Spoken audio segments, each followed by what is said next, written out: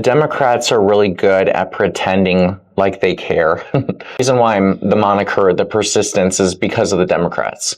They posted that they're the resistance. Resist, persist, insist, whatever Hillary Clinton said she was doing. And I thought, this is so just negative. Why is everything negative? We need a force of positivity. And I was like, you know what? If they're the resistance, I'm going to be the persistence. I love that. And if you look it up, the definition of persistence is to continue on despite resistance. Oh, I love it. All right. So we're here today with Scott Presler, head of Early Vote Action. I've been following him around Pennsylvania for the past couple days and really enjoyed it. Want to introduce you to his story. I hope everyone enjoys. Scott, let's get started like way at the beginning. What's the earliest memory that you have? Earliest memory? Earliest memory, period. No. When I was a kid, my parents would take me to Adventure Landing for birthday parties. What do you remember the most about Adventure Landing? I think ultimately it reflects my parents were good parents and they did everything they could to make me happy and always try to make our birthdays very special. Did you play games there? What'd you do? It's a water park. It's a water park. Okay, that sounds like a lot of fun. I grew up in Neptune Beach, Florida. And so, although we had the beach, we went to the water park every single year. Mm-hmm. And how long did you live in Florida? Till fourth grade. Till fourth grade. Tell me a little bit about elementary school. What was that like for you? I mean, I don't remember that. You don't remember elementary school very much? No, you weren't. I blocked out. I mean, I'm singularly focused on November 5th. My mind doesn't diverge much from my ultimate mission of the here and now and why I'm sitting in this chair with you, and that's to reelect Donald Trump. Absolutely. And that's why I'm here to interview you as well. But I want to tell your story. So the more that we can get into like your past and how you felt at different stages along the journey and how we got to here, the better, with whatever you're comfortable with talking about though. Well, I think go over the political journey of why I'm here. Okay. All right. Well, where do we start with that then? I started in 2013. President Obama got reelected, and I was just like, okay, I see our country going in the wrong direction. I want to do something about it. So I started volunteering, and that was in Virginia, March of 2013. And I just showed up one day to the Fairfax County Republican headquarters, and I was like, I want to volunteer. I want to do something. And that was when Ken Cuccinelli was running for governor, and we had an opportunity to flip the seat from blue to red. And although we weren't successful, we had a libertarian candidate that took like 100,000 votes, 50,000 votes. But ultimately, it inspired me, and I was like, okay, I love doing this. I want to do more. The political bug has bitten me. And I was working at an elementary school at the time. You know, I graduated with honors, couldn't find a job in my field. I wanted to be a police officer, but I was at a school walking dogs for a living, kind of seeing my life passing away from me and just wanting and yearning to do more. And what was what drew you to the political arena, so to speak? What was it that made that important to you? I think just realizing that I felt this desire to just do something, anything that could help benefit my country. I think a lot of people, they feel powerless in their current position and they don't really know where to do. I mean, what to do, where to start. And I think I kind of felt like that at that time. And I wanted to volunteer. And I don't know, I saw our country failing and I just felt like, although I'm one person, I can do more. Did patriotism, was that something that came natural to you? Is that something that was like in your family, or like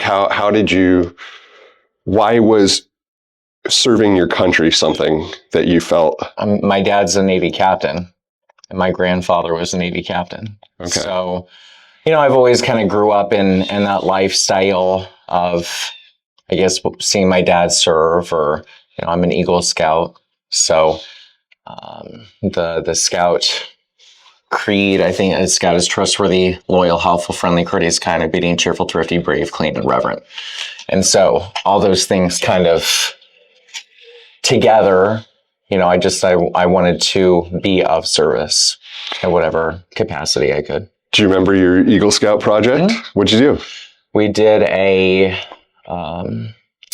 a collection of non-perishable food items for Christ Church in Washington, D.C., and we collected like 2,000 non-perishable food items.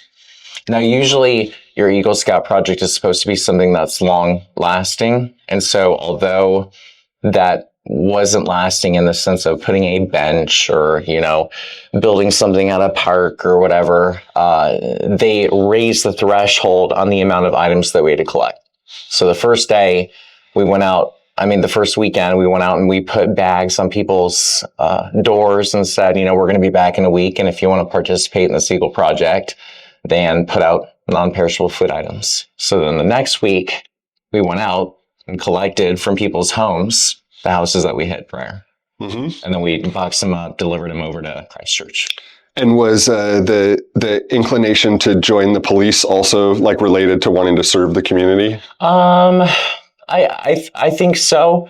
I always just had a fascination for criminal justice, and I guess that makes sense of wanting to serve, give back. I wanted to go into corrections and be inside as a CO, correctional officer inside of a prison. I was just, I guess, fascinated by, the criminal justice system and what it looks like for, rehabilitation or, et cetera. Mm-hmm. Mm-hmm. Okay, so you got into politics and you were trying to elect, was it a mayor that you said? Trying to help get a mayor elected for the very first, a governor, okay. And you said that there was a libertarian candidate that stole some of the votes, but you weren't successful. Were you involved in social media at all at that point? Like, what did your work look like when you were doing that? So my first job was Governor Abbott in 2014. So I applied all across the country to jobs, and I was like, I'm willing to move. I'm willing to relocate my life and move to your state. And I heard back from Texas within 3 days of applying. And I still have the notepad of me applying to 30 different positions. And it just so happens that Governor Greg Abbott was the very last one that I applied for at the bottom. And it was like Matt Bevin in Kentucky and some other candidates back in 2014. And so my social media presence was really, it wasn't until 2014 that I can remember, remember visually seeing 10,000 followers. So at that point in time, a decade ago, I was only 10,000 followers on social media. And even back then, I always understood the importance of social media. And people made fun of me, but I was like, literally at the time, I was like, Twitter's the future. Like, you don't understand. This is a very powerful tool, being able to relationally connect and organize. And I was very good at, you can do different search functions. So for example, I was in Galveston, Texas. So I would type in, I live in Galveston, and then I'd be able to search out people. I'd go to their profile. I would recognize that they're a Republican. I don't want Democrats with my team. And then I'd literally be like, hey, we're in Galveston trying to elect the governor, work with us. And I just remember the Democrats even freaking out back then. The first door knocking event that we did, we probably had 50 people. I worked tirelessly to call every person, text every person, remind every person, post on social media, and even having, little signs, just because I really studied the Democrats and how they do things. And I just wanted to replicate and show them that Republicans can do it on our side and perhaps even better. And it was our work in 2014. Well, that really, I guess, set off my passion for doing this work. And I was like, okay, I'm good at it. I can organize. I'm good at voter registration. And not only did we elect the governor, now granted it's Texas, and it was Wendy Davis running for governor. But the really cool thing is below Houston is Galveston, and then you have the island down there, the island of Galveston. You have Texas A&M University in Houston, but then you have TAMUG, which is Texas A&M University at Galveston, and that's all maritime, and it's all people that want to go into the sea industry, whether that be fishing, whatever. And we got all the kids down there registered to vote, and the majority of them were Republican, and we flipped a state representative seat from blue to red for the first time since Reconstruction in that area. And I mean, I can't take full credit for that, but I still remember it was Wayne Faircloth. We flipped his seat from blue to red. And and I remember even they sent me, or maybe I sent myself, on election day, I went to the bluest blue area. I mean, this is Democrat Central. And it was election day, and I remember there was this gentleman, he's going, every car that drives up, he's giving him a flyer, and they're all Dem. And what I would do is, as soon as he gave a flyer, I would go right after and I'd say, okay, you vote for everyone that he wants, except Wayne Faircloth, except this candidate. Like, I didn't care. I knew they were probably going to vote for Wendy Davis, Democrat governor, but I wanted to see if I could at least siphon off that state representative seat and get them to vote Republican on one of them. So 2014, and that was the start of my political career, I guess. What was your strategy for flipping just that one sub seat or whatever? Did you have a specific issue? Were you targeting a specific group of people? Were you as strategic about? No. Okay. No, I didn't know a lot about politics. It was door knocking, get your voter base out. But again, it was going into some of those areas and trying to court people.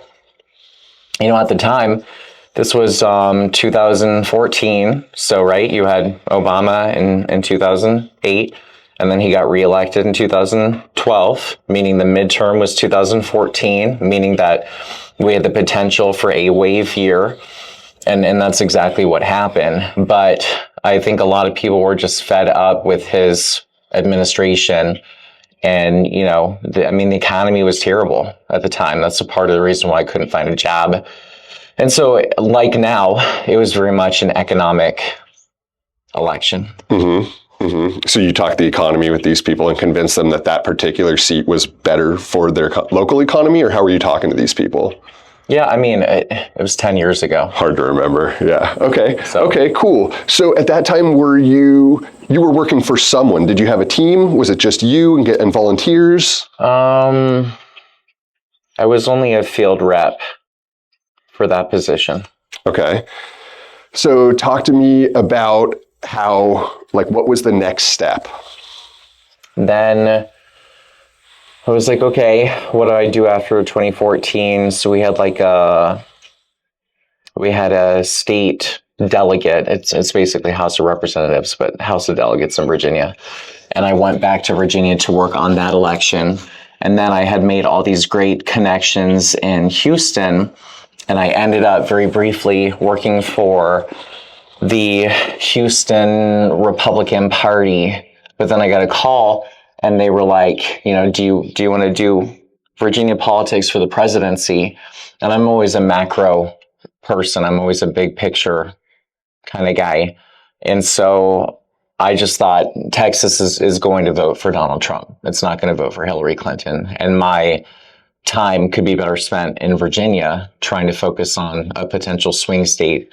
So I ended up moving back to Virginia to work for the Republican Party of Virginia. And what was that work like? Well, I was upgraded to a regional field director. So that was the first time that I guess I had managerial position. So, I had a couple staff, I don't want to say under me, but working in collaboration with me. They were part of my team. So I oversaw Virginia Beach, I think Chesapeake, basically the Hampton Roads area. So Suffolk, Chesapeake, and then you have the Eastern Shore over on the right-hand side. And I mean, that's a very consequential area because Virginia's 2nd congressional district is one that flips back and forth from blue to red, red to blue. It vacillates. And so we ended up winning that congressional seat. That was Scott Taylor in 2016. And remember, there was a lot of animus to President Trump. There were a lot of never Trumpers, especially in that area, that didn't want Trump to win. Even despite it being a big military area, there was still a lot of opposition from, and I'm not being disrespectful, but some of the evangelicals at the time wanted Ted Cruz. And some people didn't think Donald Trump could win, so they wanted Marco Rubio. And other people even wanted John Kasich. So you had all of these different factions that within that presidential year, with the turmoil and everything that's happening, that we had to bring everyone together, and that was difficult, but we did it. So you brought everyone together, and what was it about Donald Trump specifically that drew you to him? Because you said there were all these other candidates available and different groups of people, were fans of them, but you obviously wanted Trump to get elected. I mean, I'm here to win. And you just thought he was the most likely candidate to win? This is about winning, period. I am focused on one thing. I will do what it takes legally in order to win. Okay, this is about defeating Hillary Clinton, first and foremost. And Hillary Clinton was someone that must be defeated. Why? She was going to pick the next Supreme Court and make it liberal. I mean, she's everything, the same reason why I don't like Kamala Harris. She's open borders, and she's anti-choice when it comes to your electricity, forced union membership. She was pro-NAFTA and trade agreements that were going to sell out the American worker and put the rest of the globe first. I mean, I'd say she's a quintessential globalist, same as Kamala. So is your issue more than anything else when it relates to conservative versus liberal, globalist versus nationalist? Yeah, I'd say, yeah. I think nationalist has a negative connotation, so I much prefer just saying America first. America but I understand first, what you're saying. Yeah. Yeah, there are globalist Republicans. You have Liz Cheney. If you call yourself a Republican, but you're willing to vote for Kamala, you're not a Republican. I'm so sorry, but you're just not.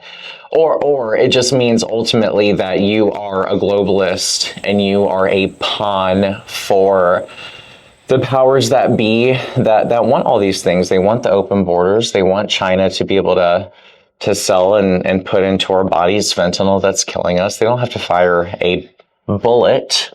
They don't even have to use any ballots to hurt us. They just have to wait for us to fall from within. Mm-hmm. And I think that's ultimately what we're going up against here in our country is I think other people are just waiting us out. If I'm China, just give me 100 years. I just have to focus on China while you just destroy yourself. Mm-hmm. Over here. They're playing the long game, and we need to play the long game, it seems. Yeah, I don't understand how anyone could call themselves a Republican and vote for her either. She doesn't stand for a single thing of conservative value. I mean, in fact, so staunchly opposite. I can't even stand it. Were you always a conservative? Were your parents conservatives as well? Yeah, okay. And let's see. So now you have a small staff of people working with you. Were you a natural leader? Was that something that you did when you were growing up? Was it like an adjustment for you to have staff working with you? Talk to me about that a little bit. 2016 is when I really had my first. I objectively, I want to say, I consider myself a good leader. And the thing that people I don't think understand when you're in a position of authority is, yes, there are rules and they must be followed, but we are also human. And for example, I was lenient in that if somebody hadn't been around their significant other and there was an opportunity for them to get together and, technically they weren't supposed to leave the area or whatever, I'd be like, look, just get your job done. You finish the work, you get your job done, you can go see your significant other. And my goal was always to make my staff happy, because I know that if somebody is happy, they will be more productive. And not only that, but they will respect you, and they won't ultimately end up resenting you. If you are so hard-lined to the point that your team resents you, then they're not going to be there for you at 3 a.m. when you need them. And that's the kind of way that I saw my role, is get the job done, do it right, but also do right by your staff. Do you find yourself generally motivating your staff to work as hard as you do? And I don't mean like telling them. I think I do that with my actions. I think the reason why our staff is as productive is because I'm out with my people. I'm not sitting in an ivory tower commanding people to go do it. I'm out there sweating. I'm out there freezing my behind off. I'm out there. I have probably registered tens of thousands of voters, just myself. And I think it is evident, and I mean this as respectfully and non-egotistically as possible, I think it is evident my work ethic from what I produce and what I show on social media. And it's not me patting myself on the back. It's to show people what can be done and what they can do, and that one person can do it. I'm just one person. But if everybody, and I hear that all the time, they say, Scott, if everybody had your level of work ethic, our country would be a different place right now. And so I do think that when people see me do everything I do, which is why I post it, it edifies and instructs the team on what they can do. And if you go and look, I mean, our team is working constantly. Yesterday, they were at the Oaks Gun Show, while other members of the team were registering voters at the Trump rally, while other members of the team were, working with the Amish or door knocking. I mean, our team is out every single day working. Yeah, that's evident from the minute we've got together. It doesn't matter Monday through Sunday. If you're not like eating, you're working, is what my observation has been. And seems like your team is like super on it as well. Good to see that. When was the first time that you were out and about and someone was like, oh my God, it's Scott Presler? Because that's like every 5 minutes now. It has grown. I remember being, I think it was like 2018. I think they had like the mother of all rallies or something. And my hair was like up to here. So, I mean, it was a couple of years ago. And I went to the rally, and, I'm very unassuming. I'm to a certain extent. I mean, I'm 6'5" with long hair, so I stick out like a sore thumb. But with boots and boots. I'm cute, so. He's funny. And I just remember these two women were like, oh my gosh, you're Scott Presler, we follow you. And they had shirts that say grandmas for Trump. And I still remember, because they were these two itty bitty things. And here's me, the beanpole in the center of the picture. And I think it's still on social media somewhere. And I'm wearing, no, it was after 2016, because I was wearing a blue Trump shirt with him holding a gun. And I remember that was after the 2016 election. So that the time frame checks out. But it's just grown. Now whenever I go through the airport, I usually have somebody that will come over and say hi. And it's usually flight attendants, and it's usually pilots that will come over and be like, I follow you. Like, they can't say it, overtly, but that's pretty cool. So I always ask them, are you registered to vote at your current address? I love it. Even people who it would seem are super obvious that they already have, you're like on it every time. Doesn't matter. Yeah. Even if they show up, they know who you are. Yeah, I know. That's what I'm telling the camera. I definitely witnessed it. Scott is on top of his game. I want those, like, literally. I don't care if you're at a polling location, I will ask you if you're registered to vote. That's great. That's I great. think I even asked you. You did. I think you asked me in the comments one time. And I think I asked you how you're voting too. I was like, have you voted already? Yeah, absolutely. Scott is on top of it. He's not all talk. So was it like exciting for you? Did it make you feel nervous the first time that someone recognized you? It's more. Oh, I hate that I'm saying I need to stop that. It's more. I try to stay as humble about it as possible. I never want to be that person. So, but I always think of it this way. I remember just watching, and I'm not saying a celebrity. I'm not saying I'm a celebrity. That's not why I'm sharing the story. I just remember seeing some people who were celebrities on TV, like movie stars, and they'd be like, if a fan comes up to me while I'm eating, I wouldn't take a picture with them. And I just remember recording that in my mind and saying, you know what? If I were eating, I would still stop, because people will never forget how you made them feel. And if we don't know what people are going through, like this one woman, she told me that her name is Guru Karta, and she's in Houston. And she came to one of my events and she goes, I was undergoing cancer treatments and I would watch your videos to feel better. And that's stuck with me every single day, not knowing that our impact may be greater than we even know it is. And so you see, I bend over backwards to shake every hand. I give my attention. I'm not looking, except for right now because I'm not a morning person, but I give my attention to the person, whoever I'm with. I try not to be distracted by anything that's going on, because I want that person to know I see you, I value your time, and I'm thankful that you support me.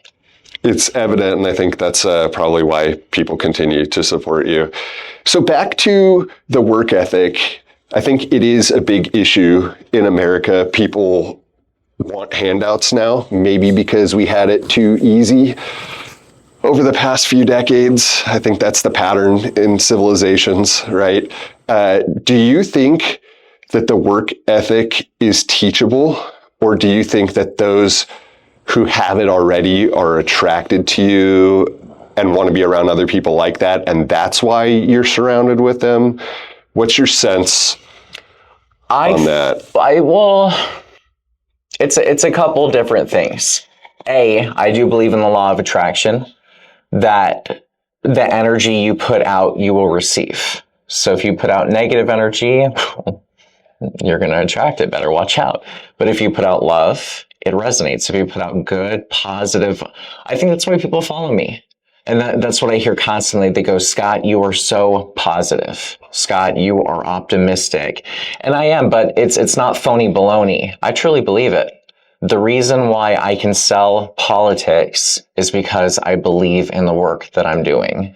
I couldn't sell something that I don't agree with, because ultimately I wear my emotion on my sleeve. You know how I'm feeling just from talking to me. So if I'm not feeling it, you can tell. Mm-hmm. So I think that's why people are drawn to the work that I do, because they know that I'm 100% true believer. And so some people, they can be inspired. Krista is on our team, Krista Scalise. She messaged us. I think I connected her with one of our team members for a gun show. She came. I met her. This was only like 3 months ago. 3 months ago. I met her at the Oaks Gun Show, and I invested my time in her. I was like, okay, Krista, this is how you register voters. This is what you do. And I taught her, and then she took off and she started registering people. And then she was like, I'm going to go to my own gun show and do it myself. And she started off really by just writing postcards for us. And we were so impressed by her. We hired her, and she's been one of our best staff. She goes to the Fraternity Brothers over in Westchester, and she'll go knock on a frat house and just go register all the students to vote. But this woman, she started off not knowing what to do. writing postcards, then came in person, then is now a member of our team within 3 months' time. That's amazing. So with a lot of people, I found people have it in them. They don't know that they do. And I think sometimes just surrounding yourself, I don't want to say talent because I think that sounds bad, but surrounding yourself by talented individuals or surrounding yourself by people that are doing it can maybe unlock something in you that you didn't know was there. And I think that's what we're seeing with a lot of people is 90% of it is a willingness to get the job done. Only 10% I think is raw talent or whatever. So you mentioned confidence, like you believe in the work that you're doing. And I think that that's critical to get people to work hard is they have to believe in it. They have to be passionate about it. Was there an event in your life that you built this confidence on? Was it something that you sort of always remember having, or like, talk to me about the feeling of confidence and passion in this and where that comes from. Well, I think the biggest moment that changed my life was the Baltimore Cleanup. Did you read about that? No, fill me in, please. Penny. I was so non-political until just like a couple months ago. I mean, like I'd turn off the channel if it got political. You're an interviewer. I am. I am. Okay. But I'm an organic interviewer. So President Trump in 2019 called out the city of Baltimore. And he said some words that our viewers at home, they can go look up what he said because I'm not going to say it. And I just remember thinking to myself, the same reason why I got started in politics is I felt in me that I had to do something. And I just remember, so basically the moral of the story is Baltimore is a democratically controlled city that is failing. There's trash in the streets. There's dilapidated homes. There's crime. It's like one of the highest crime rates in America, isn't it? And literally, I think so. And there's like literal rats in the street. I mean, you have the drug epidemic. It's not a great place, respectfully, to raise a family. And so Trump calls it out. And all these videos are going viral on social media and everybody's showing it. They're showing the destruction. They're showing the devastation. And I just remember thinking, this is so gross, and it's not gross that our people are having to live this way. I mean, it is, but it's especially gross that nobody is doing anything about it. Everyone's going to point their finger and they're going to point at Penny and say, see, he's doing it wrong. Why was nobody doing anything about it? And I was like, you know what? I'm going to go to the city and I'm going to go pick up trash. I'm going to be the change. I'm going to be a part of the solution. I'm going to do something positive. See, well, and then just rewind for 1 second. It's always been, I think my motto, my credo, whatever, is always to try to be that positive force. So when the Democrats, the reason why I'm the moniker, the persistence, is because of the Democrats. They posted that they're the resistance. Resist, persist, insist, whatever Hillary Clinton said she was doing. And I thought, this is so just negative. Why is everything negative? We need a force of positivity. And I was like, you know what? If they're the resistance, I'm going to be the persistence. I love that. And if you look it up, the definition of persistence is to continue on despite resistance. Oh, I love it. And it has stuck. That has been my name on X, formerly Twitter, since 2017, and I haven't changed it once. It's so fitting. Well, and some people, they won't call me Scott Presler. I'll be walking down the street and they'll be like, the persistence. Like, they don't even know what my name is, and that's fine. But it shows you positivity resonates. That's part of the magic of what we do. We're a positive force for real change. So I do the cleanup. Oh God, it was such a chaotic 7 days. We announce on social media, it goes viral, mega viral. At the time, I had 250,000 followers, which I know sounds like a lot, but I was not prepared for what was going to come. So within 7 days, and there's so much to the story. So we try to do the right thing, and we get a permit. And I have this guy in Baltimore because I was in Virginia. I wasn't a Maryland resident. I had no connection to Baltimore. I just wanted to do something. And I sent him to the office several times and they're just delaying the permit. And I was like, you know what? I don't care if they're not going to give us this permit. We're going to go do it anyway. And we order roll-offs. We order 3-ton roll-offs to collect all the garbage, to remove it from the city that we paid for, by the way. City's not paying for this. Nobody's paying for it. And within 7 days, we organized 200 volunteers to pick up 12 tons of trash in one singular day in the most dangerous streets, really, in America. And the untold story is the love that we were met with. You know, here is a Black area that votes Democrat, and here are white Republicans coming in, but I think they saw our intent. Intent matters, your heart matters, the reason why you're doing something matters, and I think ultimately people can see through baloney. They can tell if you're real and genuine and sincere, and they can tell if you're phony. And so members of the community there came out of their houses, and in some instances even picked up trash with us, and it became a community event. And even one woman, 80-year-old Miss Louise, she's 4 foot tall. So next to me, I mean, this woman, it was a sight to see, you know, having 6'5" Scott next to 4 foot Miss Louise, 81 years young. And it changed my life. And from then on, from 2019, we started doing trash cleanups everywhere. I've been to San Francisco. I've been to Van Nuys, Los Angeles. I've been to Orange County doing cleanups. And there are some parts that need a little bit of help. And I became the trash guy. And then they'd start coming up to me in public. You're the trash guy. And I was like, that's right. And that singular moment changed the trajectory of my life. I've had different moments that, I mean, gosh, there's so much more to the story. I don't even know where to start, but there have been singular moments that made an impact. 2016, Pulse nightclub, terrorist attack. 2019, Baltimore cleanup.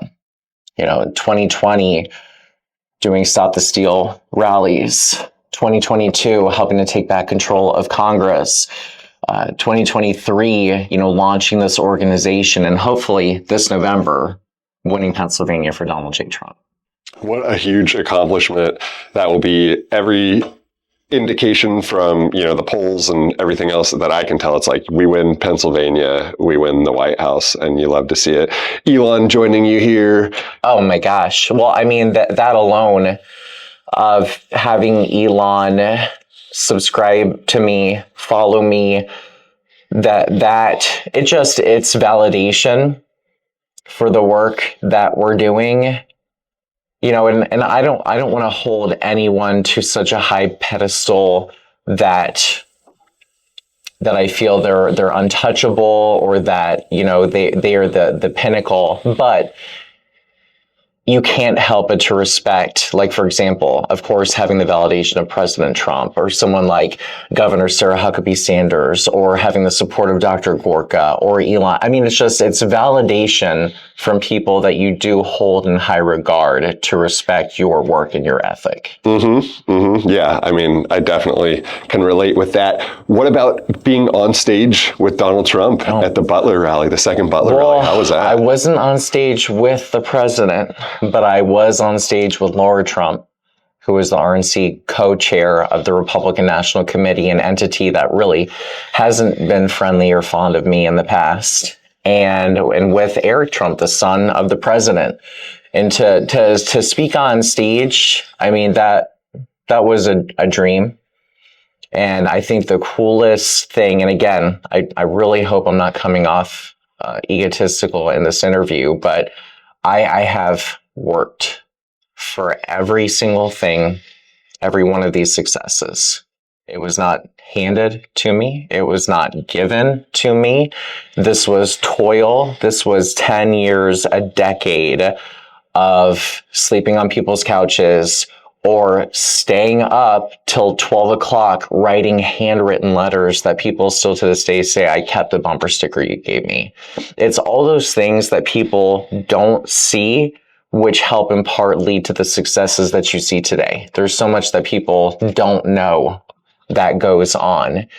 They just think that sometimes success is just overnight. No, this has been a decade of tireless work. And quite frankly, it's not even over. None of this matters if Donald Trump doesn't win. None of this matters.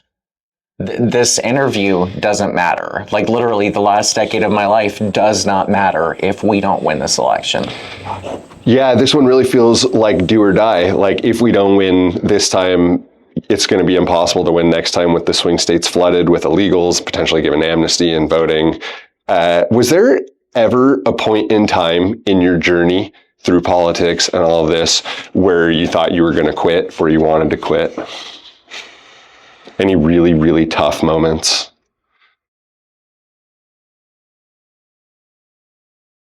I want to say yes, but I don't have it in me to quit.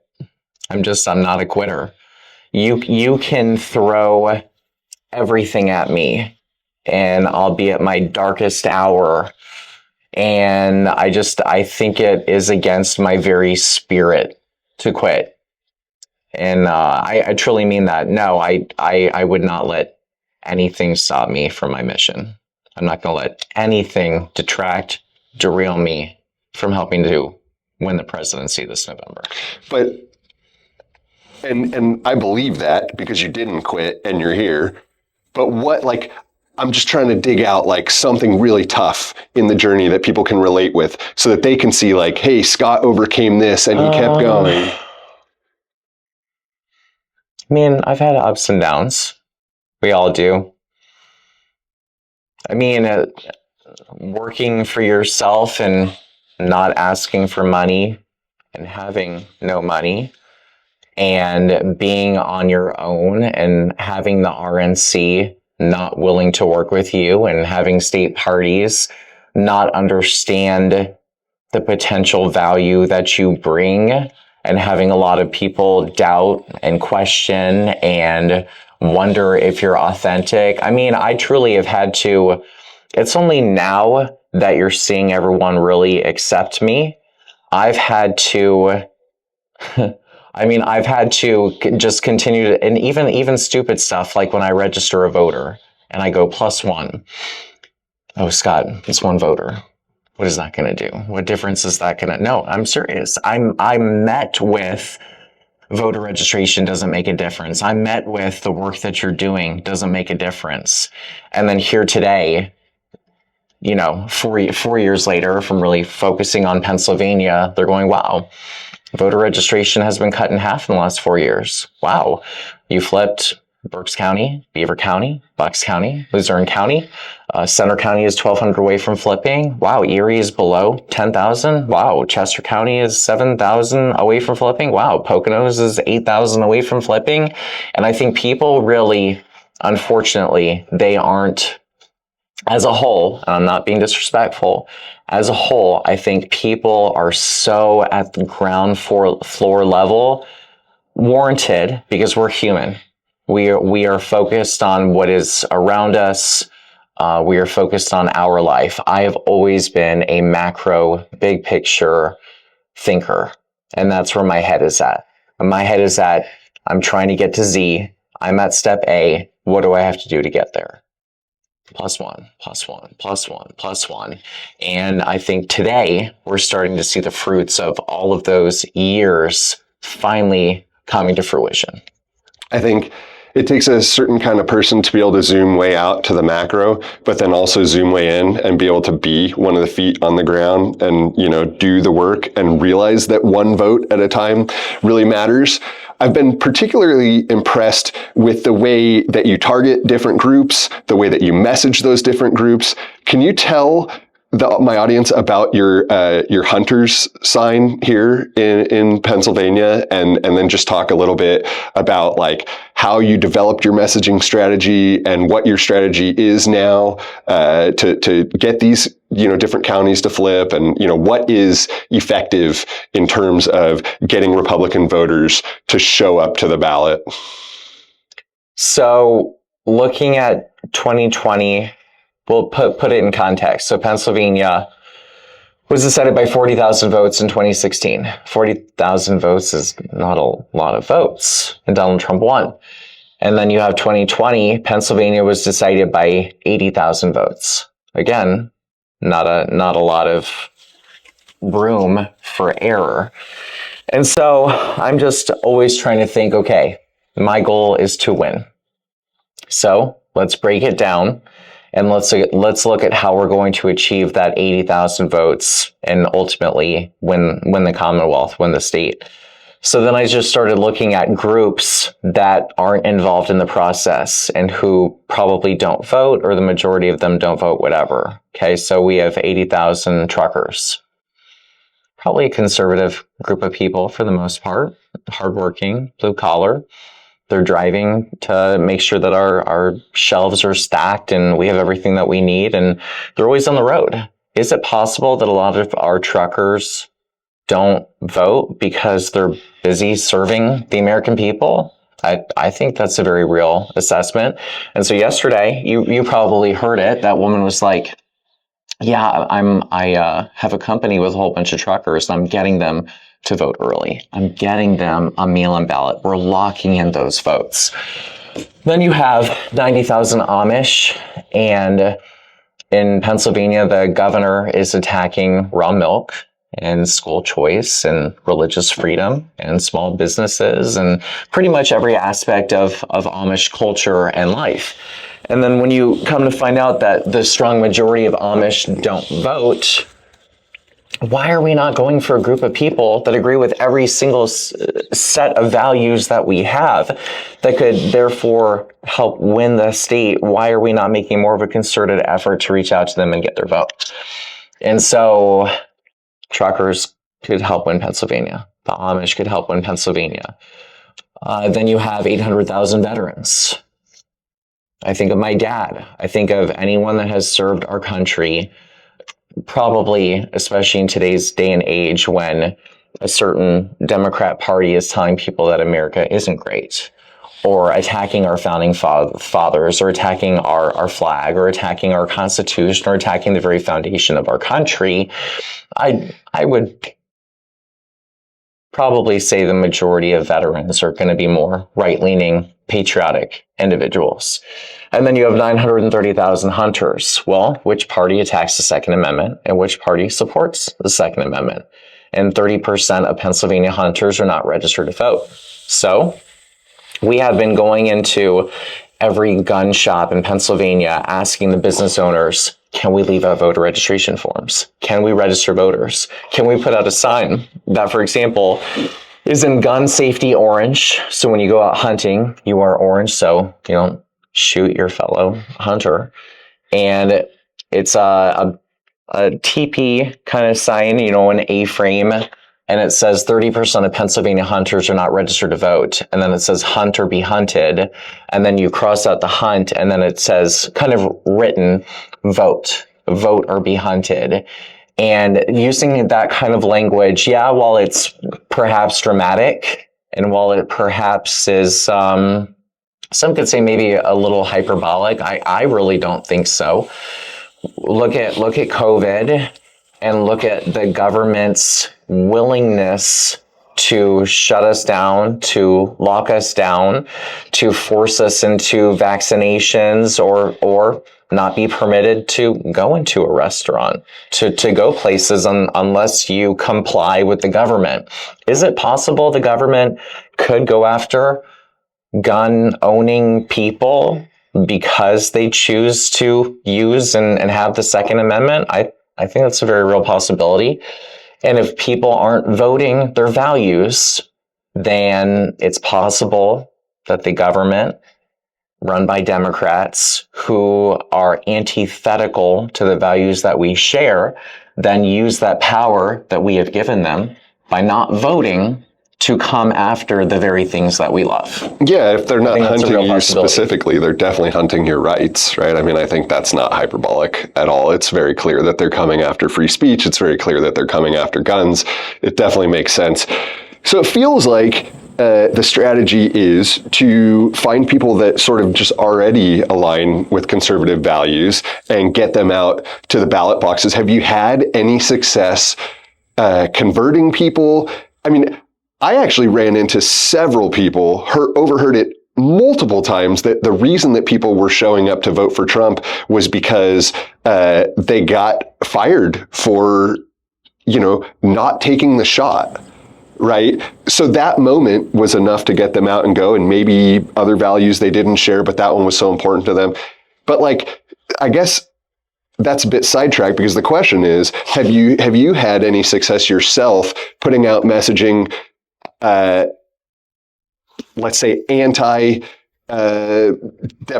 or something else that would take someone normally a left-leaning voter and get them in to vote for a Republican? Yeah, I mean, this election is going to come down to, it's economic. A lot of people are just struggling, and so some people are registering to vote because they can't afford anything. And I think they're realizing that the super inflation from the massive spending of Kamala and Joe Biden is just wreaking havoc on their lives.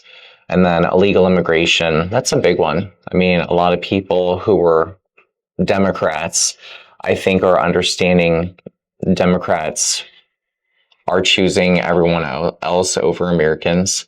And then furthermore, at least with some young people, I can't say if they were Democrat, but I will say that talking about the fact that young men are going to have to potentially fight Kamala's wars we didn't have under Trump, is definitely an igniting force and driving them to register to vote. I've had several young men say, wow, when you said young people are going to have to fight these wars, that really resonated with me.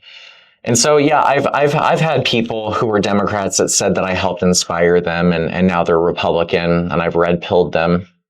But I think ultimately, if you go look at my X post right now, it says 30% of Christians are not registered to vote. Pass it on.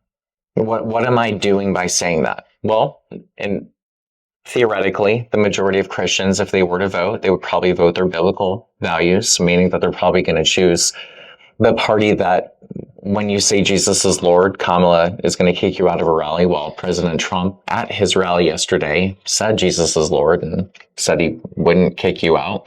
And so I think the majority of Christians, if they were to vote, probably would vote conservatively. So what am I doing?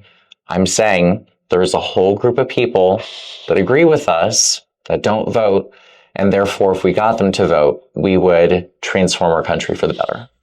So do you think that it's just been over the several decades, whether it's from capturing the media or something else, that despite potentially having fewer people that align with their values, they've just done a much, much better job at getting people out to vote?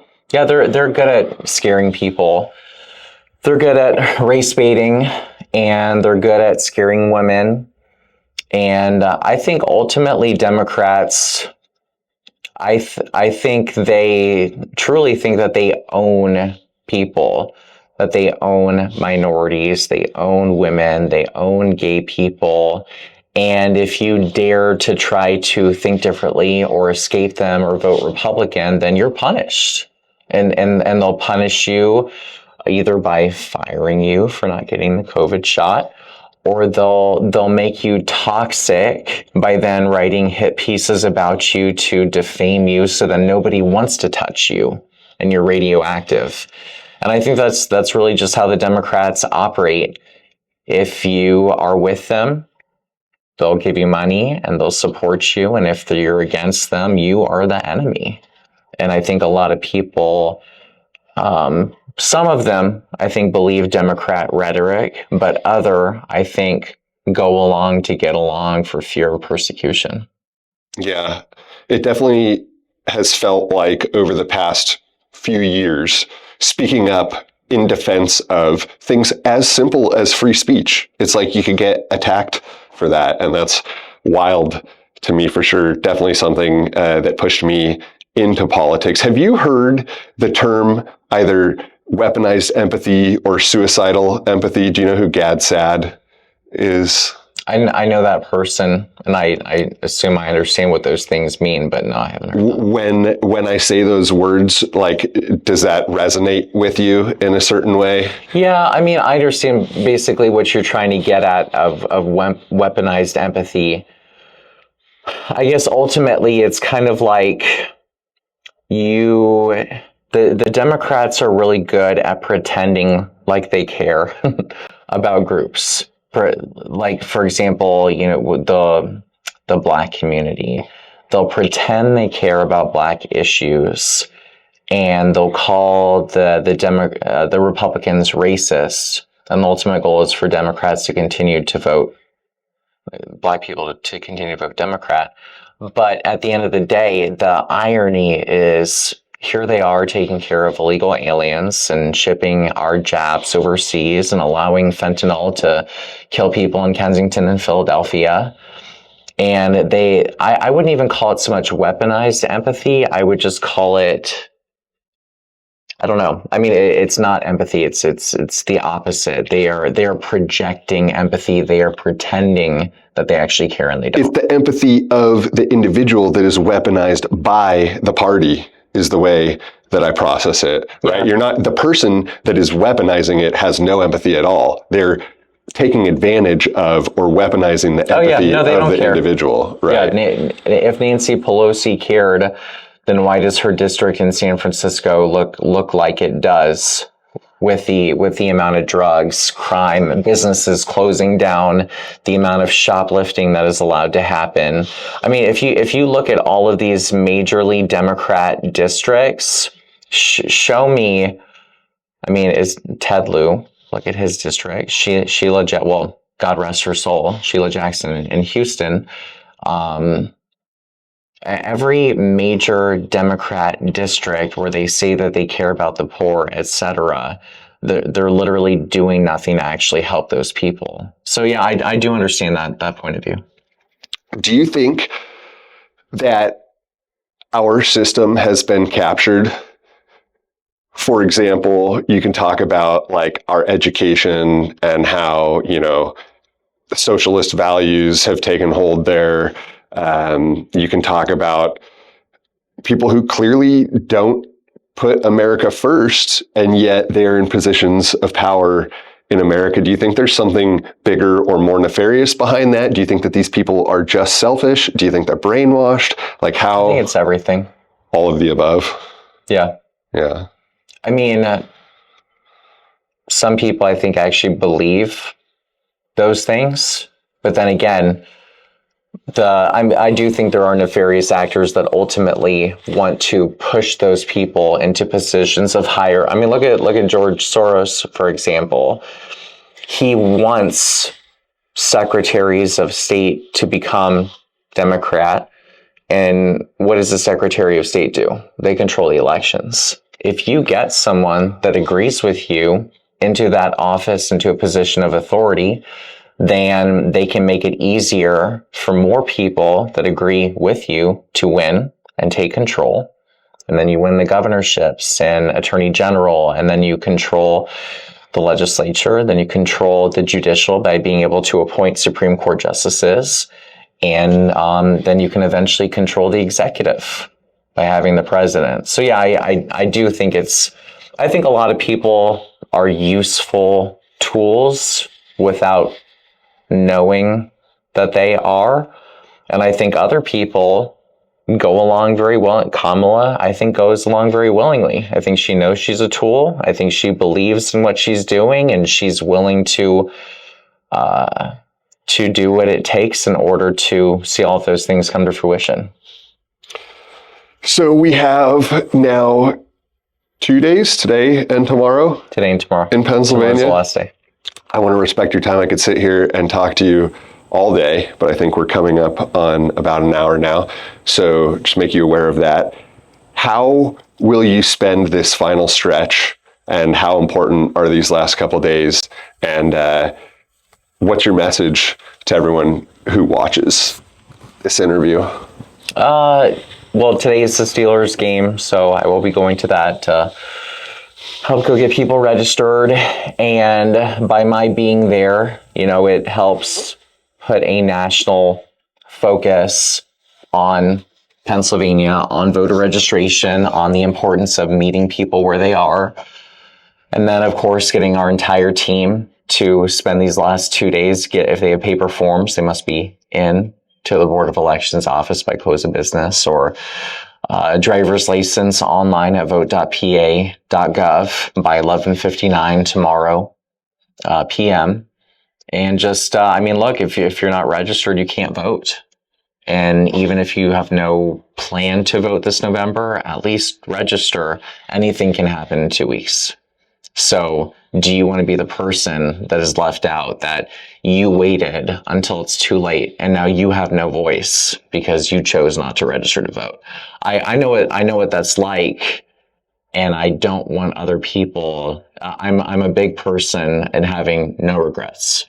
I want to have lived my life where I can look back and say, even if I don't agree with how some things ultimately had the outcome, I want to be able to say on Wednesday, November 6th, that I did everything within my human ability that I possibly could to get Donald Trump over the finish line. And even if he's unsuccessful, and I hope he is, I will have known there was nothing that I could have done more to help win this election. So is November 6th when you finally get to take a vacation? I assume after the voter registration date ends, you're going to continue to try to get people to actually vote until election day. And then November 6th comes around, and what does Scott's life look like then? Nothing is set in stone until January 20th, 2025. So you don't get to take a break until then? Not until Donald Trump is inaugurated on January 20th, 2025. And what do you think you will be doing in that time frame? You think you'll be fighting lawfare? It depends. Hopefully we know the results of the election the night of the 5th, or perhaps early morning on the 6th. And then it's, the Democrats will try to take you off the ballot. The Democrats will try to imprison you. The Democrats will try to kill you. There is nothing there is no low the Democrats will not bring themselves down to in order to stop us from taking away their power. You were there at the first Butler rally. Mm-hmm. What did that feel like? Did you think they hit him, first of all? Like, were you scared for your own life? What was it like? I didn't see it. I was there, but I was outside of the rally. And maybe it was good fortune because it was hotter than you know what, and we were packed in like sardines, and I still had to wait like another hour and a half to see the president. I was just like, I'm sorry, I love the president, but it's just not worth it to put my body in a position where, it will negatively impact me being able to focus on my mission. And so I went out to the car. And so I'm in the car with the door open, and I hear some pops. And then I see some people, and they weren't running, but like some people are leaving. And I'm like, oh, that's interesting. And then more people are leaving. And I'm like, something's going on. And I can't, my phone isn't working. And so I found out later what had actually happened. But ultimately, again, it comes down to the Democrats are going to do everything they can to stop Donald Trump. And if we don't win this election, there is no future. I agree. I think that's a good note to end on. Thank you, Scott, for joining me for this interview, and thanks also for letting me join you on your mission. I think it's a super important one, and I'm glad to help out, even if it's just for a few days. Anything else you want to add? Vote. Fight, fight, fight. Vote, vote, vote. That's right. Thanks, Scott. Thank you. All right.